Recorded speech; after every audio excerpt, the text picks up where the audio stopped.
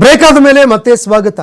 DCM DK Shivakumar ಅವರನ್ನ ಮುಖ್ಯಮಂತ್ರಿ ಅಂತ ಎಂಎಲ್ಸಿ ಹಟ್ಟಿಹೊಳಿ ಪೋಸ್ಟರ್ ವಿಚಾರಕ್ಕೆ ಸಂಬಂಧಪಟ್ಟಂತೆ ಈ ಪೋಸ್ಟ್ ವಿಚಾರಕ್ಕೆ ನಾನು ವಿಷಾದ ವ್ಯಕ್ತಪಡಿಸ್ತೀನಿ ಅಂತ ಲಕ್ಷ್ಮೀ ಹೆಬ್ಬಾಳ್ಕರ್ ಮಾತನಾಡಿದ್ದಾರೆ.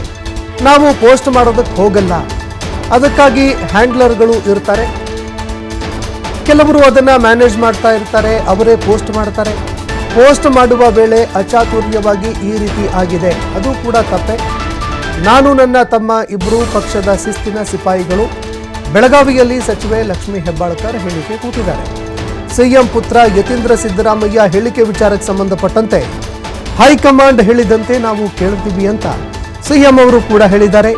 ಹೈಕಮಾಂಡ್ ಹೇಳಿದ್ದನ್ನ ನಮ್ಮ ಇಬ್ಬರು ನಾಯಕರು ಕೇಳ್ತಾರೆ, ಹಾಗೆ ನಾವೆಲ್ಲರೂ ಕೂಡ ಕೇಳ್ತೀವಿ ಅಂತ ಲಕ್ಷ್ಮೀ ಹೆಬ್ಬಾಳ್ಕರ್ ಮಾತನಾಡಿದ್ದಾರೆ.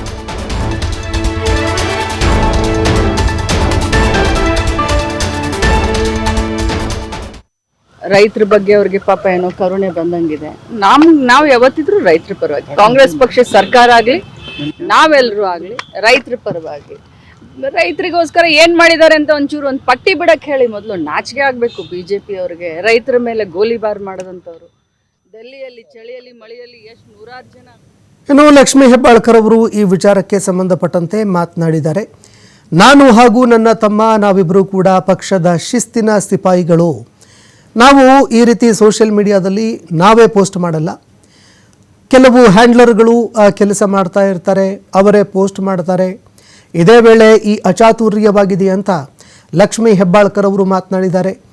ಜೊತೆಗೆ ಹೈಕಮಾಂಡ್ ಏನೇ ನಿರ್ಧಾರ ಕೈಗೊಂಡರೂ ಕೂಡ ಸಿಎಂ ಅವರು ಜೊತೆಗೆ ಡಿಸಿಎಂ ಡಿಕೆ ಶಿವಕುಮಾರ್ ಇಬ್ಬರೂ ಇದಕ್ಕೆ ಬದ್ಧರಾಗಿರ್ತಾರೆ. ನಾವು ಕೂಡ ಹೈಕಮಾಂಡ್ ಏನೇ ನಿರ್ಧಾರ ಕೈಗೊಂಡರೂ ಅದಕ್ಕೆ ಬದ್ಧರಾಗಿರ್ತೀವಿ. ಇನ್ನು ಸೋಷಿಯಲ್ ಮೀಡಿಯಾದಲ್ಲಿ ಈ ರೀತಿಯಾಗಿ ಏನು ಬರವಣಿಗೆ ಬಂದಿತ್ತು ಅದರ ಬಗ್ಗೆ ಕ್ಷಮೆ ಯಾಚಿಸ್ತೀನಿ ಅಂತ ಲಕ್ಷ್ಮೀ ಹೆಬ್ಬಾಳ್ಕರ್ ಅವರು ಮಾತನಾಡಿದ್ದಾರೆ. ತಿಳ್ಕೊಳ್ಬೇಡಿ, ನಾನು ಆದಂಥ ತಪ್ಪಿಗೆ ನಾನು ವ್ಯಥೆಯನ್ನು ವ್ಯಕ್ತಪಡಿಸ್ತೀನಿ. ಯಾಕೆ ಅಂತಂದರೆ ನಾವು ಪೋಸ್ಟ್ ಮಾಡೋದಿಲ್ಲ, ಹ್ಯಾಂಡ್ಲರ್ಸ್ ಇರ್ತಾರೆ. ಅವ್ರು ಪೋಸ್ಟ್ ಮಾಡುವಂಥ ಸಂದರ್ಭದಲ್ಲಿ ಅಚಾತುರ್ಯ ಆಗಿದೆ, ಅಚಾತುರ್ಯನೂ ತಪ್ಪೆ. ಅದನ್ನು ಒಂದು ನಿಮಿಷ ನಾನು ಯಾಕಂದರೆ ನಾನು ಮೊದಲಿನಿಂದನೂ ಹೇಳ್ತೀನಿ ಪಕ್ಷದ ಶಿಸ್ತಿನ ಸಿಪಾಯಿ ಅಂತ. ಆ ತಪ್ಪನ್ನ ನಾನು ತಪ್ಪಂತಾನೆ ಹೇಳಲಿಕ್ಕೆ ಬಯಸ್ತೀನಿ. ತಮ್ಮೆಲ್ಲರ ಎದುರುಗಡೆನೂ ಕೂಡ ನಾನು ಅದನ್ನು ಒಪ್ಕೊಳ್ತೀನಿ.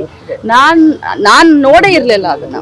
ನನ್ನ ತಮ್ಮ ನೋಡಿ ಅಕ್ಕ ಹಿಂಗಾಗಿದೆ, ನಾನು ಇಮಿಡಿಯೇಟ್ ಚೇಂಜ್ ಮಾಡಿಸಿದ್ದೀನಿ ಅಂತ ನನ್ನ ತಮ್ಮ ಸ್ವಂತ ನನಗೆ ಹೇಳಿದಾಗ ನಾನು ಮತ್ತೆ ಅದನ್ನು ಓಪನ್ ಮಾಡಿ ನೋಡಿದಾಗ ಅಲ್ಲಿವರೆಗೆ